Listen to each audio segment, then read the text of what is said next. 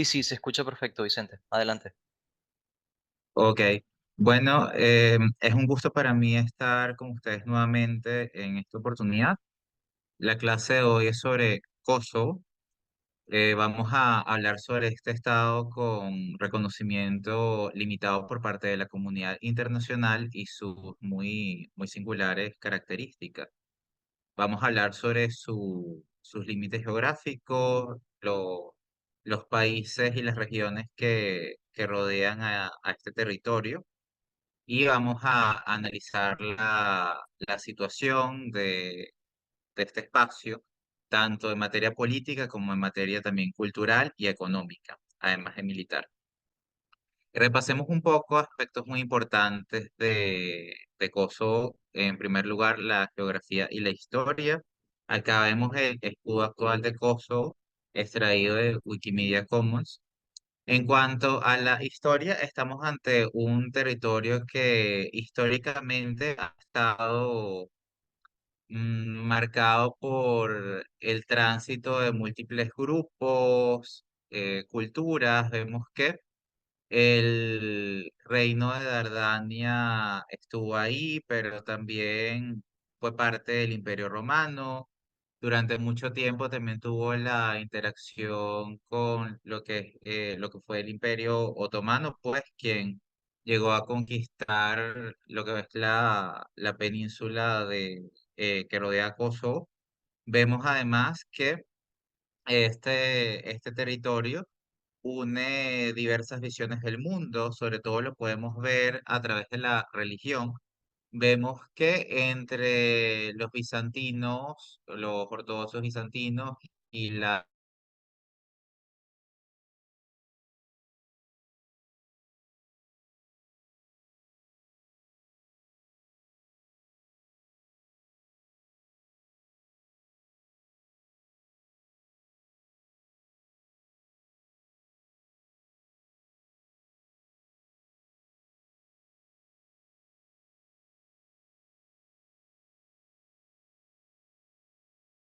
eh, vemos además que el Imperio búlgaro también tuvo una gran presencia en este espacio. Entonces, de alguna forma, este territorio, por su propia ubicación estratégica, que para algunos ha tenido el título del corazón de Serbia, tiene una gran importancia y por eso es que ha existido la disputa, pues que ha tenido lugar en los últimos años por este territorio. En cuanto a sus límites, vemos que Serbia limita con países y territorios como Albania, como Montenegro, Macedonia del Norte y Serbia. Que bueno, desde una perspectiva, Kosovo sigue siendo parte de Serbia y según otras perspectivas, no. Depende del punto de vista que tengamos y pues lo cierto es que estamos ante una situación bastante pues compleja. Para seguir con la introducción de la clase y repasando brevemente los aspectos relevantes antes de continuar, también hay que hacer hincapié en que no se debe obviar lo que es la cuestión de la participación de potencias extranjeras en este conflicto, pues, porque vemos que grandes potencias han tenido intereses en influir, en tener, digámoslo así, una participación, una voz, un liderazgo en lo que ha ocurrido o no en Kosovo. Vemos además lo que ha sido el papel de los organismos multilaterales, vemos lo que ha sido el papel de potencias como Estados Unidos, por nombrar a una de las principales potencias occidentales. Por otro lado, vemos además el rol tan importante que Rusia ha tenido y sigue teniendo en Serbia y Kosovo.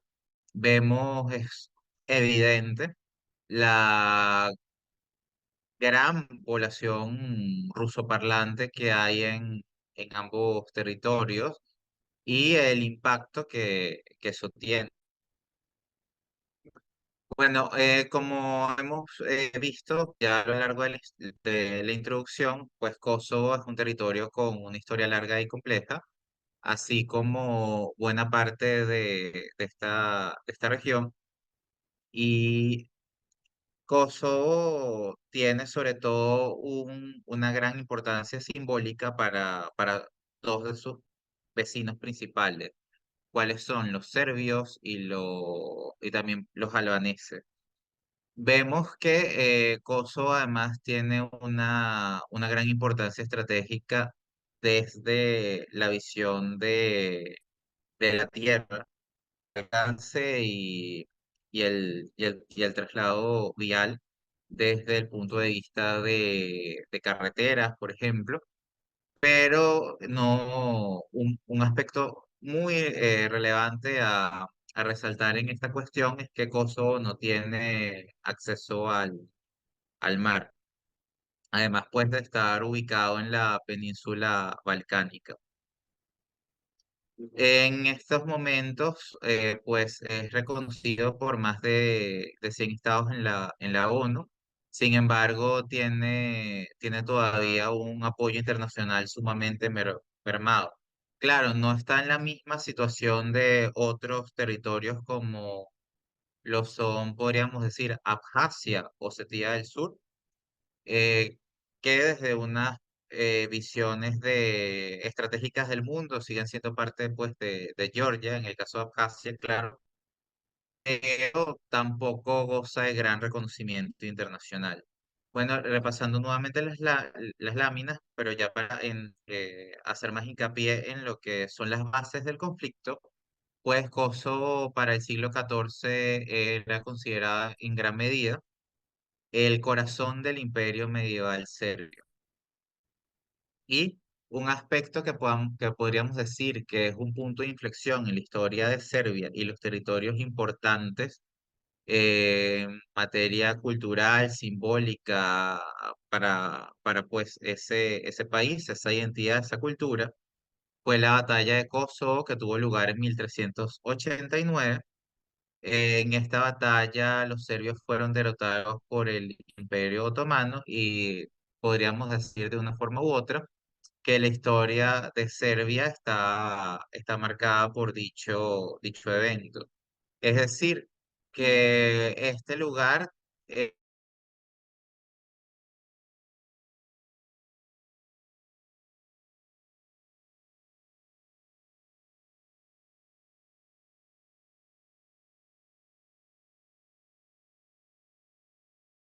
Serbia se divide en dos.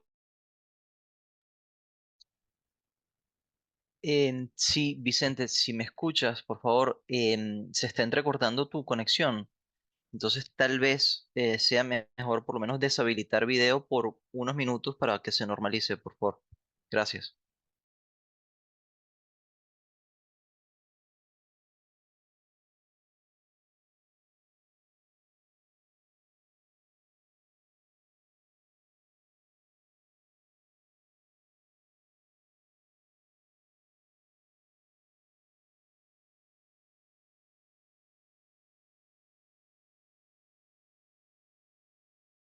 Aló, ¿me escuchan? Sí, ahorita te escuchamos, Vicente. Ujú.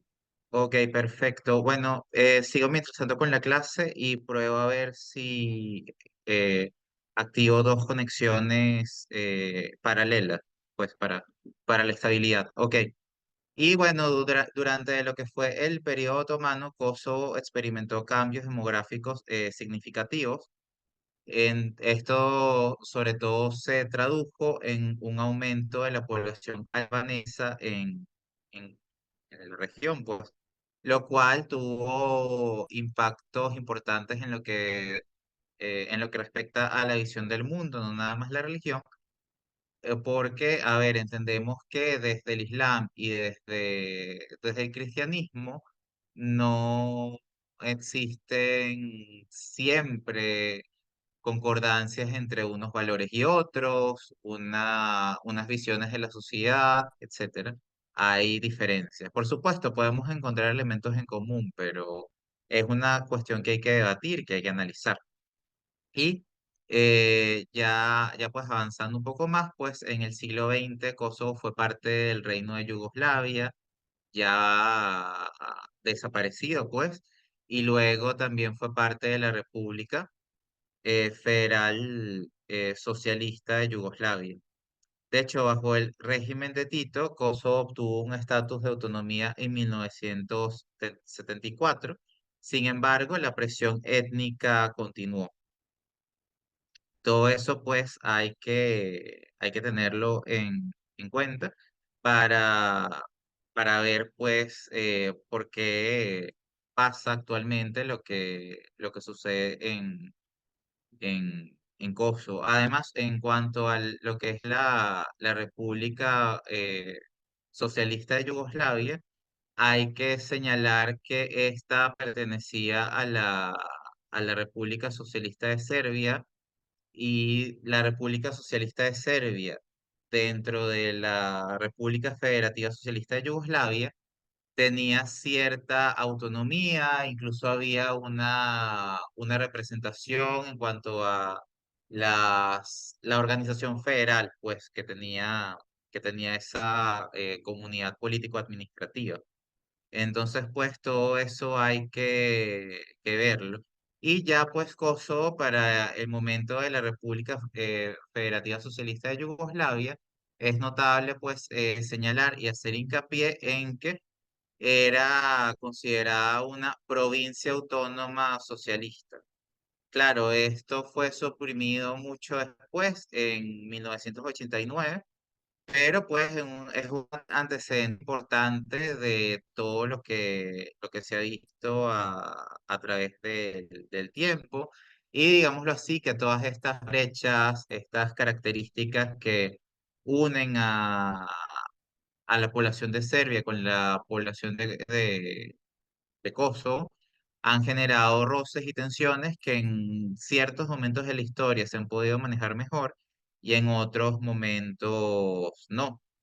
De hecho, pues en los años 90, casi entrando al siglo XXI, pues fue notable el crecimiento del sentimiento separatista en Kosovo, sobre todo entre la población de origen albanés que no se sentía tan identificada con los valores de la población, del resto de la población.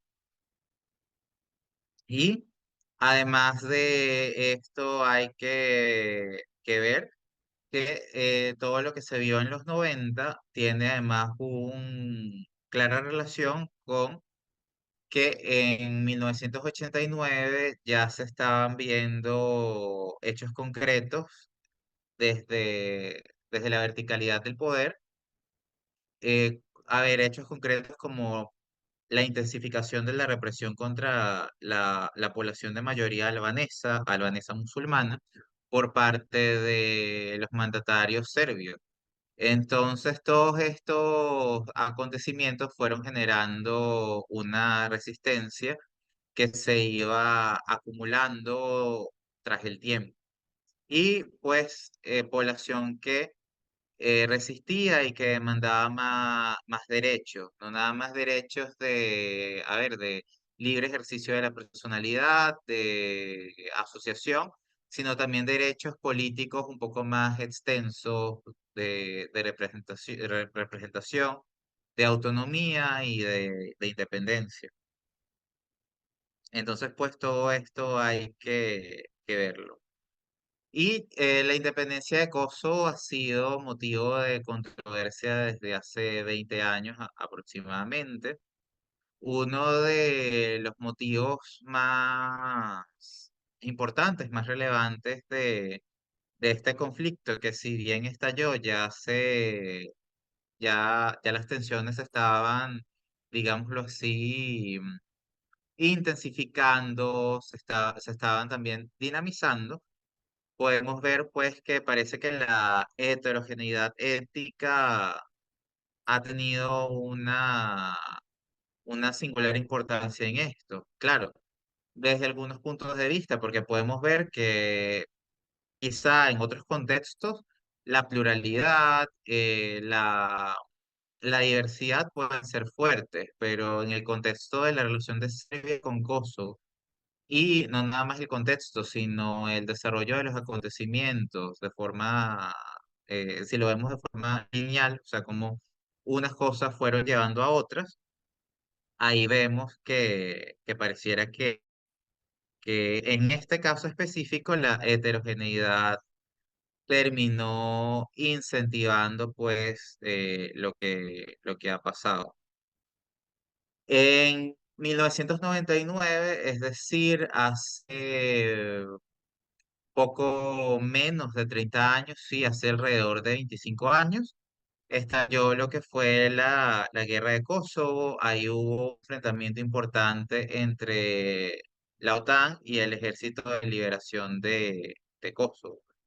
Entonces, eso pues es importante de ver y analizar.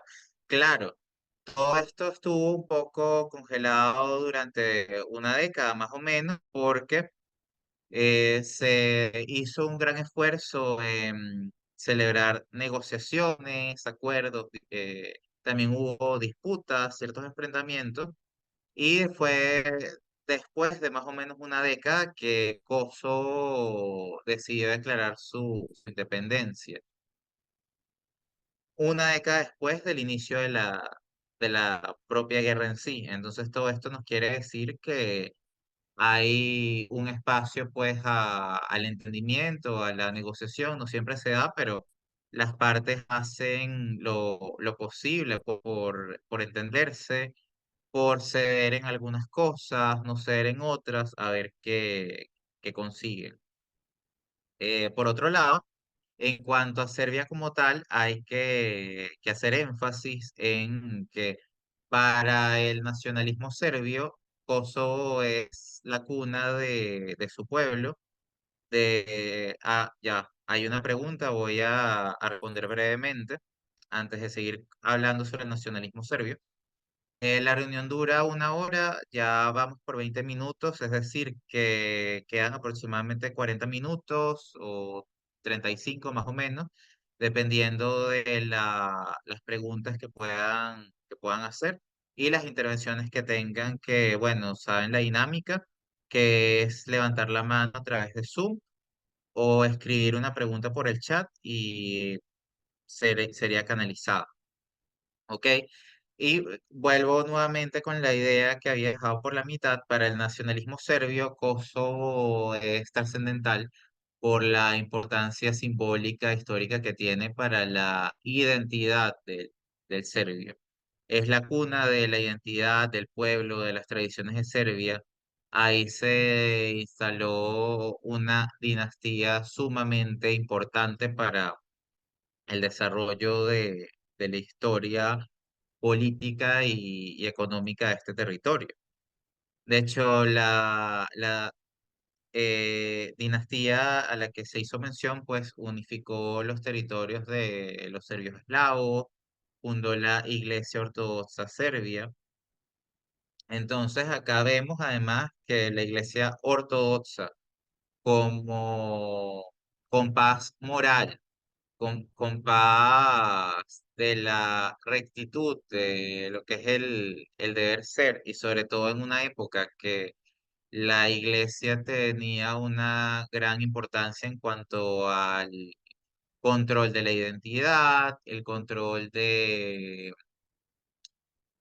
lo que es el deber ser en público, de lo que está bien y lo que está mal. Vemos que no es para menos que para Serbia sea una prioridad número uno en cuanto a la política exterior, la recuperación de Kosovo, pues porque de alguna forma no tener a Kosovo para Serbia es estar, lo así, digamos, desmembrado de su propia historia.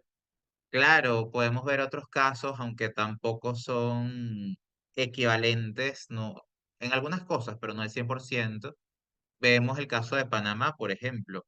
Panamá tiene una importancia muy grande para Colombia. Sin embargo, Panamá hoy tiene una independencia de Colombia, claro, pero el caso de Kosovo con respecto a Serbia es todavía más cercano. Hay una relación ahí todavía más umbilical, más simbólica, y hay un sentido de pertenencia muy grande. Y bueno, seguimos con los antecedentes históricos en orden. Bueno, tenemos en primer lugar al Imperio Serbio. Kosovo, como ya se ha dicho, fue el centro de este espacio.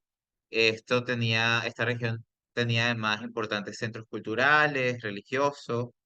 Hay monasterios muy ricos en cultura, en historia que estuvieron establecidos, fueron creados en esta época.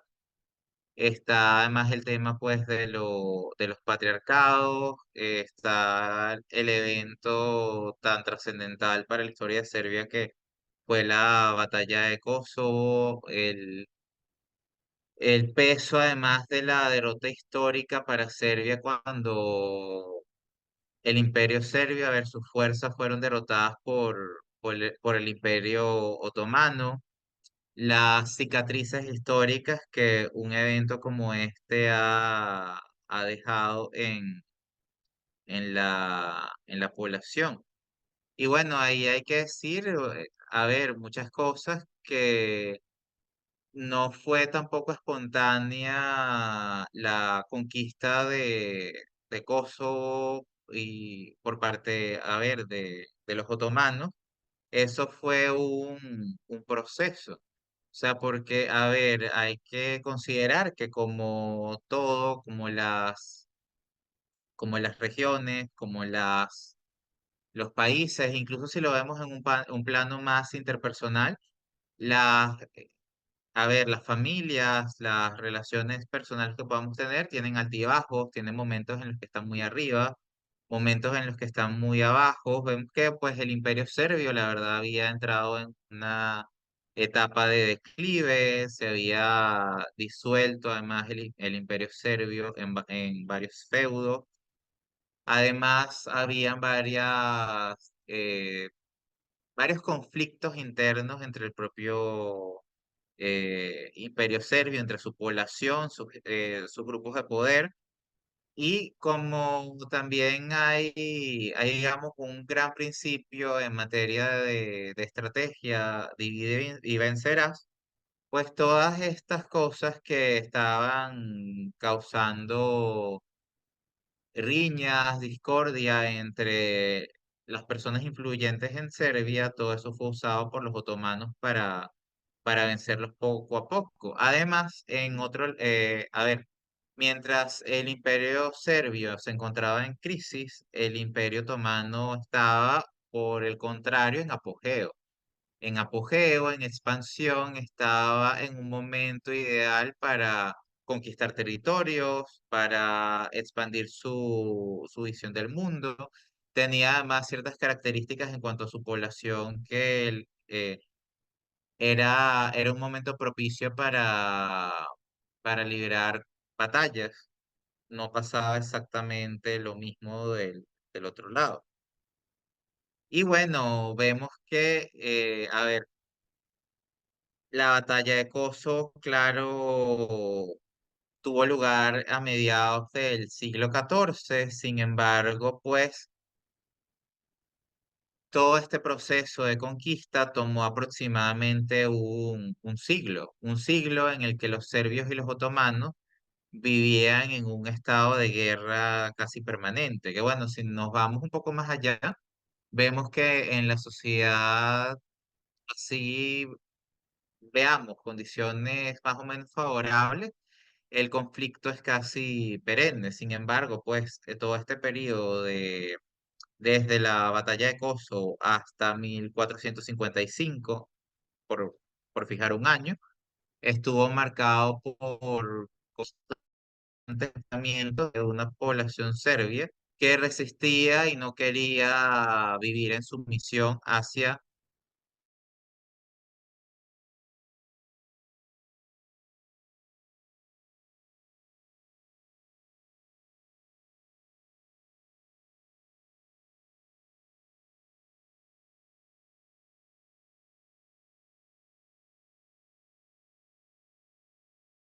más todo el impacto que tuvo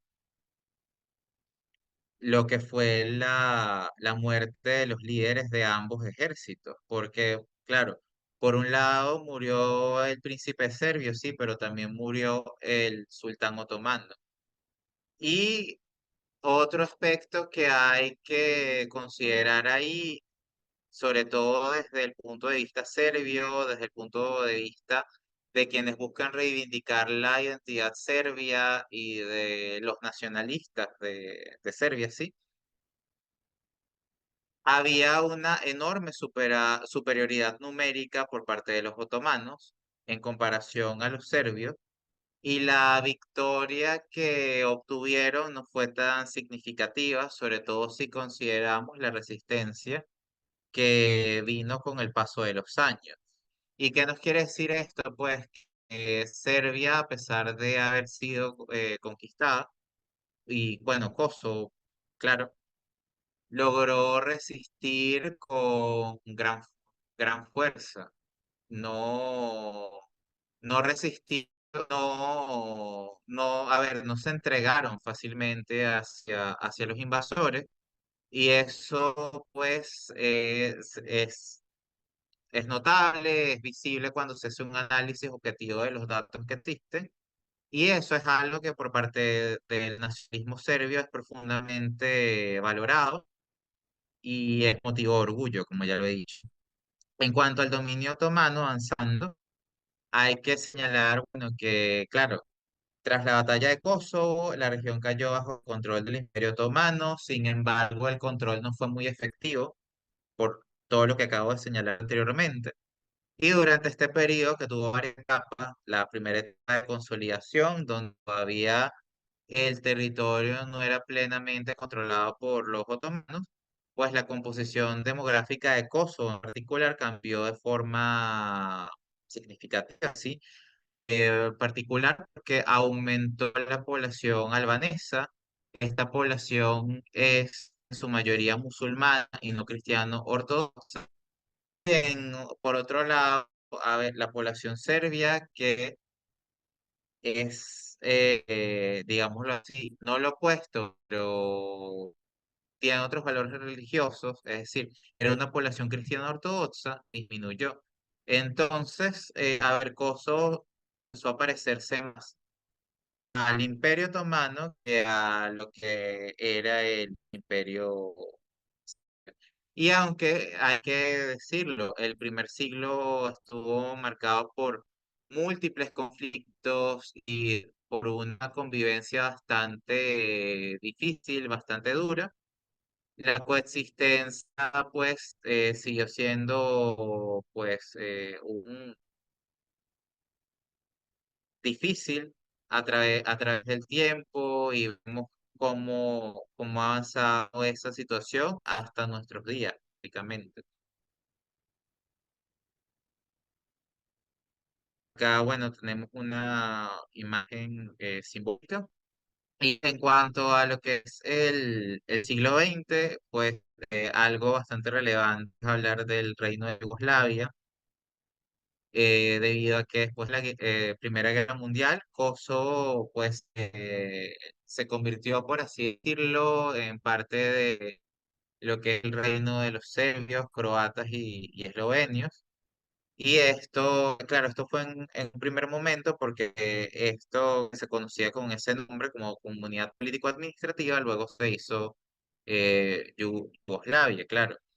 Y pues la represión cultural y política de la población albanesa fue notable, debido a que se quería reivindicar más la imagen, los valores, la tradición de lo auténticamente serbio sobre lo albanés. Y en este periodo las tensiones étnicas fueron mucho más notables. Claro, nunca habían desaparecido, pero digámoslo así, históricamente han existido momentos de apogeo en las tensiones étnicas y otros momentos de relativo apaciguamiento, sería el término más adecuado. Y es que, bueno, tras la conquista otomana, después de, bueno, todo ese periodo que vimos entre siglo XIV y siglo XV, Kosovo pasó a formar durante buena parte de su historia de lo que se conoce hoy como Rumelia. Y hay que ver ahí que, bueno, diversas entidades político-administrativas funcionaron en ese espacio, pero a grandes rasgos tenía toda una estructura. Y el proceso de islamización que vivió Kosovo en particular para ir dejando a un lado poco a poco lo que era la identidad serbia fue duro, fue drástico, claro, con diversos puntos de inflexión, pero hubo un proceso de islamización activo, un proceso de islamización que tenía unos objetivos claros en etapas definidas, que existió pues y ha dejado secuelas. Y pues hay además que analizar lo siguiente, más allá de que, a ver, después de la batalla de Kosovo, los otomanos hayan alcanzado el dominio de la región, este dominio no fue totalmente efectivo, sino aproximadamente a partir de 1455. Y una cosa es el dominio del territorio y otra cosa fue el dominio cultural del territorio.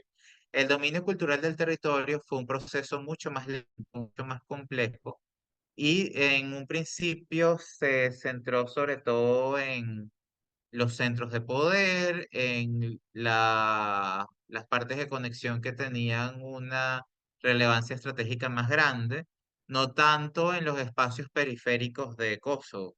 Entonces, vemos además que muchos cristianos ortodoxos decidieron adoptar la nueva fe musulmana, pero en muchos casos era una cosa que no había surgido por propia voluntad, sino era siguiendo más un interés tanto económico como social.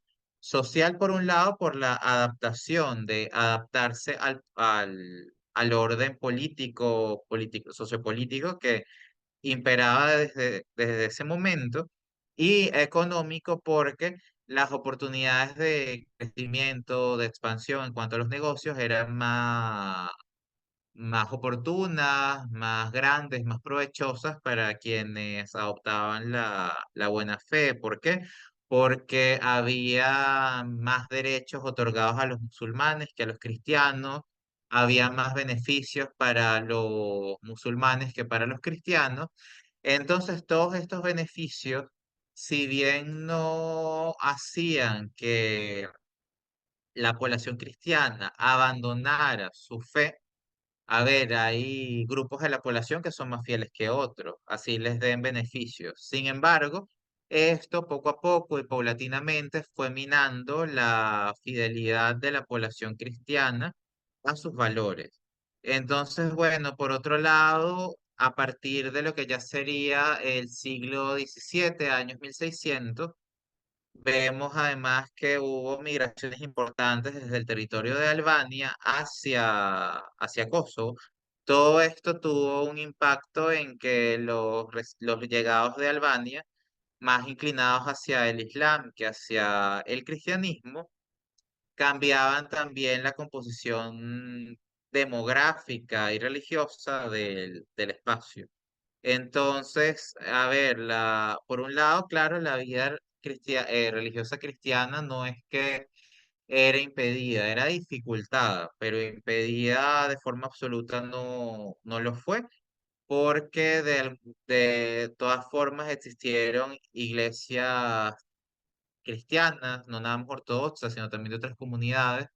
Las comunidades podían expresarse más allá de que estaban en una posición secundaria, en una posición en la que podían ejercer sus derechos, pero con menos incentivos, menos apoyo, tenían un lugar en la sociedad que se respetaba, pero eso se quedaba hasta ahí. Además que Por otro lado, un tema que además dificultaba el ejercicio de la fe cristiana eran los impuestos, porque mientras habían incentivos para ser musulmán, habían grandes impuestos para ejercer la fe cristiana. O sea, había todo un control sobre ello. Si querías ser cristiano, cuando se incentivaba lo contrario, tus impuestos como ciudadano y tus deberes hacia la comunidad político-administrativa, ya sea los otros ciudadanos, eran mucho más altos, porque de alguna forma, por así decirlo, tú remabas en una dirección y desde el poder se remaba en otra y se buscaba incentivar otras cosas. Y vemos además que Kosovo además fue punto de tensión a finales del siglo XVII. ¿Por qué? Porque Kosovo fue espacio de tensión, de enfrentamiento entre, a ver, el Imperio Otomano y el Sacro Imperio Romano Germánico. Eso hay que verlo. No, no tuvo eso en particular consecuencias tan grandes para lo que es Serbia como otros eventos de su historia, pero también hay que considerar que es algo que pasó, tuvo su significado, tuvo un impacto y eso hay que analizarlo, hay que verlo. Además, en relación a eso, hay que ver que muchos serbios, en cuanto a lo que ocurrió en 1689 y posterior, se alinearon muchos serbios con los austríacos.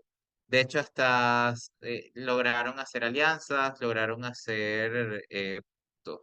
Entonces ahí hay que ver cómo ya para ese momento, para la Edad Moderna, en ciertos momentos de su historia, vemos cómo esto ya también fue generando cierta pues tensión, porque de alguna forma, para Serbia, todo este conflicto de Kosovo y lo que pasaba con el Imperio Otomano era una cosa que estaba sumergida y estos conflictos sumergidos fueron además avivados por otros conflictos a nivel internacional que de alguna forma fueron aprovechados tanto en lo local, pero también en lo más regional y hasta internacional. Y esa situación tiene paralelismos con lo que hemos visto desde 1999, 2008 hasta nuestros días. Y claro, obviamente el Imperio Otomano resistió a esa ofensiva, pues, y por parte de los austríacos con los serbios. De hecho, muchos incluso se vieron obligados a emigrar, a dejar sus hogares y así como hay que hablar de un nacionalismo serbio, como se habló anteriormente, hace unos minutos, también por otro lado hay nacionalismo por parte de Albania, y ese nacionalismo de Albania que tiene también todo un seguimiento histórico que se puede hacer. Hay puntos de inflexión, tienen también sus símbolos, su historia, sus personajes. El nacionalismo de Albania también ha tenido una importancia para comprender lo que es Kosovo, por qué Kosovo es como es, y hacia sobre todo fines del siglo XIX lo podríamos decir que el nacionalismo de Albania, que bueno, tiene todas unas raíces y un desarrollo, pero sobre todo para fines del siglo XIX, antes de entrar al siglo XX, que es lo que estábamos viendo sobre todo ahorita, esto tuvo una repercusión y ya la población de Kosovo estaba siendo fuertemente influenciada por ideales nacionalistas que estaban en cuanto a los valores, en cuanto a los ideales, en cuanto a los principios, en contra de lo que Serbia tiene como visión del mundo, visión de la sociedad, visión de la propia familia. Vemos como evidencia tangibles de ello, que es hasta se lograron hacer reformas administrativas hacia finales del siglo XIX y todo esto estaba ya enmarcado en mayores deseos de autonomía por parte de la población de Kosovo, que quería estar más cerca de su visión, de lo que consideraba su auténtica visión del mundo hacia el Islam y no hacia el cristianismo. Todo esto además tuvo paralelismos históricos con lo que se habría sido la guerra entre Rusia y Turquía, también a finales del siglo XIX, y luego además esto evolucionó en relación tanto a los nacionalismos serbio como albanés, cuando ocurriría la Primera y la Segunda Guerra Balcánica. ¿Qué pasa además ahí y qué tenemos que señalar como aspecto sumamente relevante en cuanto a esta clase? Que la derrota de los otomanos implicó una retirada de los turcos. Ok, acabo de ver una pregunta en el chat. ¿Qué repercusión internacional, jurídico y política, económica y religiosa tiene el conflicto de Serbia, Kosovo, así como el tema de los derechos humanos? Empiezo por el final. En cuanto a los derechos humanos, a ver, no nada más por Kosovo en sí misma, sino en la propia Yugoslavia, hay que ver el tema en una dimensión muy amplia, porque las violaciones a los derechos humanos que ocurrieron en todo el territorio, tanto, a ver, en Kosovo cuando, claro, ocurrió todo este proceso por su independencia, pero también antes con la propia desintegración de Yugoslavia, en verdad esto nos sigue haciendo reflexionar enormemente en cuanto a ver, la efectividad de las instituciones que tenemos, los organismos multilaterales que tenemos, nos hace reflexionar además sobre la guerra misma, hasta qué punto hemos evolucionado como sociedad en la que la vida y la dignidad humana son los valores que están por encima de todo, hasta qué punto eso es cierto, pero a la vez no tanto. Y, a ver, todo esto lo digo porque, a ver, todos esos dos conflictos y las consecuencias y los resultados derivados de ambos conflictos, todavía el análisis y los subanálisis que vienen de los análisis son a veces escalofriantes si lo vemos en lo terrible que resultó en cuanto al respeto de la dignidad humana sobre todo. No, esto en verdad nos hace reflexionar mucho sobre cómo es que debe funcionar la sociedad internacional. Nos hace reflexionar sobre los esfuerzos que tenemos que hacer para mejorar, para que cosas como esta no se repita, y la dificultad además que todo esto representa en un mundo donde hay factores de poder que tienen asimetrías y donde, a ver, los cambios que queremos hacer en materia internacional también implican hacer importantes evoluciones en materia de valores y de la propia visión del ser humano. Bueno, ahora sí, continuando. Ya bueno, que hablamos siglo XIX, siglo XX, con lo que significó el reino de Yugoslavia, seguimos hablando un poco ya sobre lo que es la Segunda Guerra Mundial y la resistencia. Acá vemos que Kosovo en particular tuvo un, un papel bastante interesante. Kosovo fue un territorio ocupado por Albania, que además estaba ocupada por Italia. Entonces, todo esto, más lo que ya habíamos visto como antecedentes, hubo incluso conflictos étnicos que estaban sumergidos, pero se reavivaron. Se puede hablar hasta de genocidio, pues, en cuanto se vieron masacres tanto de serbios como de montenegrinos en Kosovo. Y claro, por otro lado, hubo una resistencia, sobre todo pues alineada con ciertos ideales comunistas.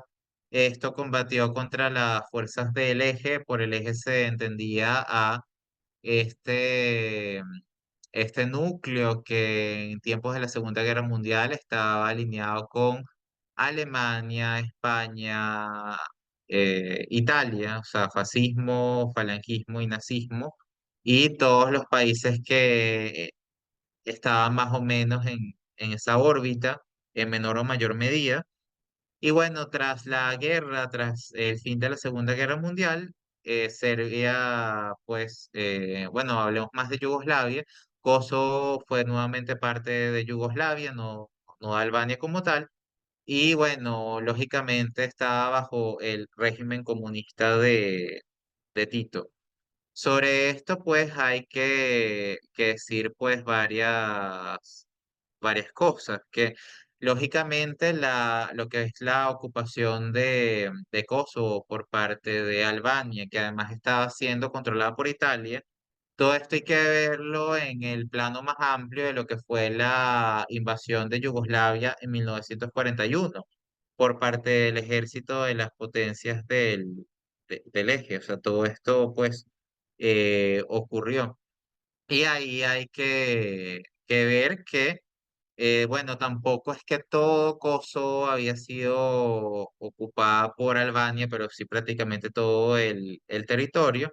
Y hay que, no, que señalar, o sea, por honestidad, y que el sur de lo que hoy es Kosovo quedó bajo la tutela de Bulgaria y el norte, al menos parte del norte, quedó bajo el control de Serbia. Es decir, a ver, Kosovo fue por un periodo muy corto de la historia, durante la Segunda Guerra Mundial, controlado tanto por Serbia, por Albania, Italia y por Bulgaria.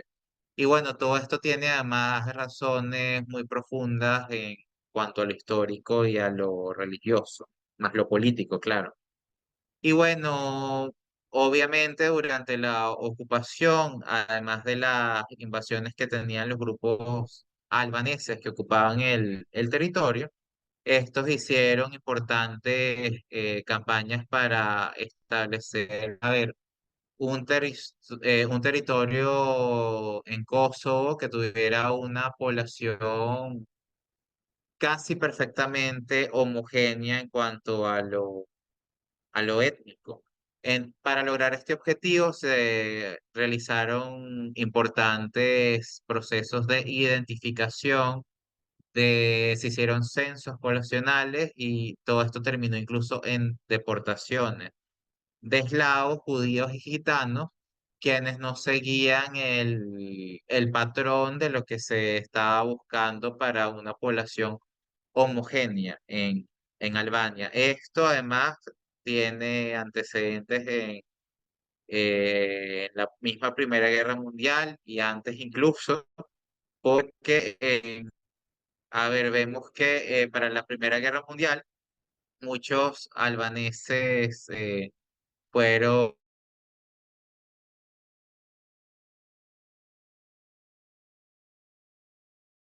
para, para alcanzar este propósito. Fueron cientos de miles de personas que habían sido deportadas. Ok, ¿qué nos deja todo esto como análisis, como aprendizaje? Bueno, que, y también en relación a la pregunta que recibí de Alberto hace unos 10 minutos aproximadamente, que el conflicto en Kosovo es un conflicto que tiene importantes raíces étnicas, que más allá de que este es un concepto que está asociado a veces a la cuestión racial, el concepto étnico va mucho más allá, es hacia lo cultural y lo religioso, porque claro, un pueblo con ciertas características, ciertos genotipos y fenotipos, también tiene además de, eso no se queda ahí, sino además hay un idioma, hay unas tradiciones, una religión, una cultura, Este conflicto tiene importantes implicaciones étnicas, tanto, y eso hay que verlo, en varias direcciones, tanto hacia atrás como en el presente y también hacia el futuro. El conflicto que se sigue viviendo en los actuales momentos y lo que vamos a ver en unos años va a tener repercusiones étnicas y, bueno, yéndonos un poco nada más por mención, el mismo conflicto en Ucrania tiene ciertas aristas étnicas en sus pliegues que tenemos que ver y analizar. Esos son asuntos que no deben ser ignorados si queremos analizar el problema en su justa dimensión. Y bueno, ahí sobre todo a partir de aquellos momentos en los que, a ver, las potencias del eje iban retrocediendo en Kosovo y a ver, los aliados iban ganando posiciones, es decir, los adversarios de las fuerzas del eje.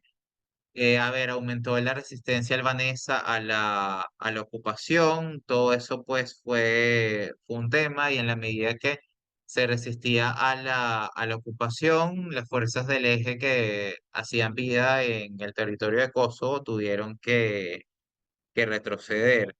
Y ya en este momento, en la Segunda Guerra Mundial, había un enfrentamiento entre los nacionalistas y los comunistas en cuanto a lo que debía o no debía ser Kosovo. ¿Por qué? Porque el comunismo tiene en general ciertas inclinaciones, más que en general, casi por completo, hacia lo internacional, hacia trascender de lo nacional, que hacía que chocaran los nacionalistas con los comunistas. Ok, y siguiendo con la Yugoslavia de Tito, pues hay que notar que bajo Tito Kosovo fue declarada una provincia autónoma dentro de Serbia en 1946 y ya para 1974 su autonomía fue ampliada significativamente. Aquí, claro, hay que ver varias cosas, por supuesto, que esto obviamente fue logrado a partir de la victoria que tuvieron los partisanos comunistas y bueno, no es un hecho aislado que pues fue el régimen de Tito lo que luego se terminaría instaurando en lo que hoy es Kosovo. Y ahí también hay que ver que pues ahí y eso es uno de los elementos más notables de este periodo, de lo que fue en 1946, se empezó a delimitar un poco más la división política para Kosovo, se empezó a delimitar un poco más la autonomía que debía tener esta región dentro de Serbia. De hecho, entre las políticas públicas, las decisiones de Tito, estaba tanto la hermandad como la unidad, pero esto entre la autonomía que las diversas etnias que hacen vida en este territorio debían pues tener. Entonces, digámoslo así, este fue un periodo de cierta autonomía hasta cierto punto, cierta integración hasta otro. Digámoslo así, era algo como intermedio para alguna forma apaciguar las tensiones y también para evitar el secesionismo. Ok, viendo el tiempo que nos quedan apenas 4 minutos, creo que hay unas partes ya de la presentación que quedarían para la segunda clase, es decir, la continuación de lo que hemos visto hasta ahora.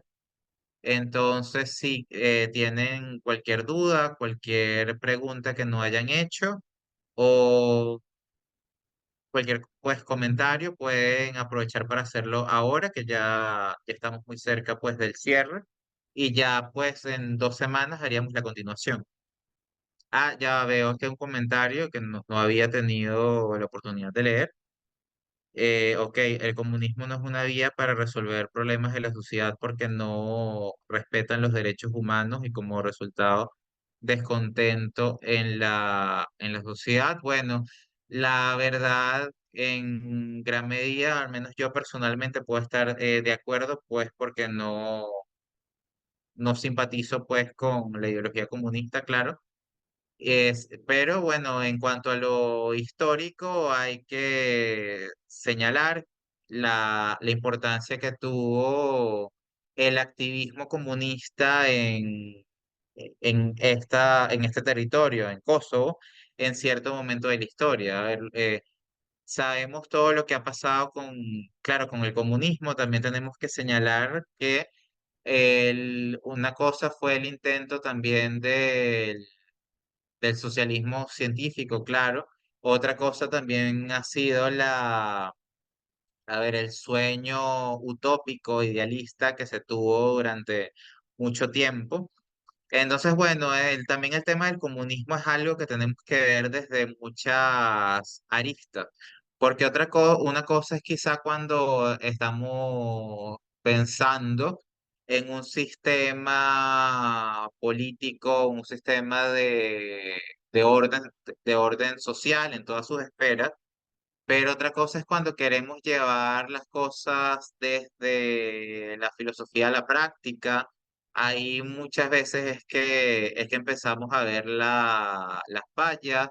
No necesariamente vemos las fallas, sino en ese momento probablemente ya las podíamos ver, pero también tenemos que ser sinceros en algo. No es lo mismo tener un panfleto que se le lleva a una población donde nada más se le indica lo más relevante que tiene que entender, que tiene que creer, allá reflexionar de forma ya más profunda, exhaustiva sobre una ideología, sobre un modelo de sociedad, sobre un modelo de instituciones y el impacto que esto va a tener sobre toda la vida cotidiana.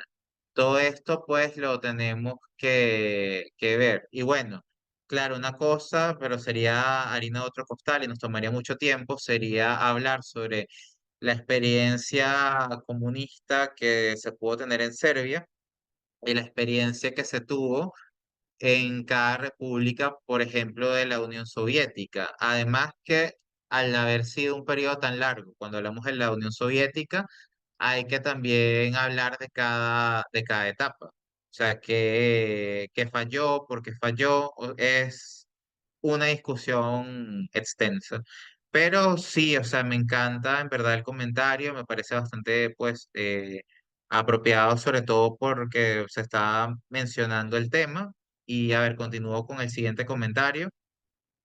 A ver, ¿cómo ve usted a Latinoamérica dentro del contexto de modelo de ideología para este siglo XXI? Bueno, en cuanto a modelo, y trataré de ser lo más breve posible porque ya justamente acabamos de llegar a las 4, ajá, según la zona horaria en la que estamos. A ver, creo que este es un momento esencial para que América Latina tenga las regiones más provechosas que pueda con todo el mundo y ve haya muchas oportunidades para la integración. Me parece que, a ver, países como México, Chile, por decir algunos, están teniendo pues algunas posiciones bastante interesantes, aunque si vamos un poco más atrás y vemos las posiciones que México tuvo y la balanza que México pudo tener entre Estados Unidos por un lado, que además es su vecino, y la Unión Soviética, me parece un caso de análisis y estudio muy importante. Creo entonces que, pues, más allá de las ideologías, hay que ver también el hecho que se puede sacar de un momento como este, de todas las herramientas tecnológicas que se tienen hoy en día para acercarnos más, para conocernos más, que hay barreras que antes existían entre pueblos que se han hecho un poco más sutiles, a ver, porque por ejemplo, a través de una herramienta como esta podemos conversar a muchos kilómetros de distancia y es más fácil. No así hace un siglo, por ejemplo. Vemos que hay muchas oportunidades ahorita para la integración y para un mundo más equilibrado que no existieron en otros momentos de la historia.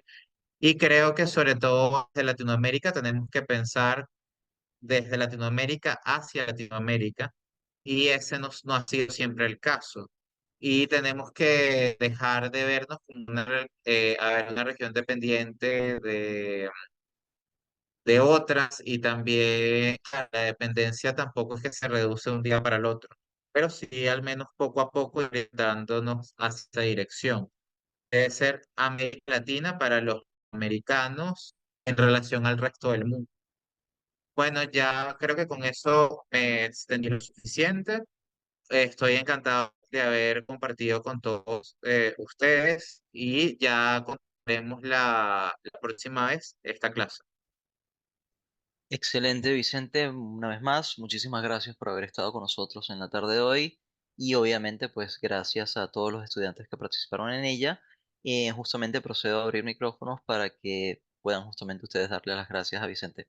Muchísimas gracias a todos y Muchas buenas gracias. tardes.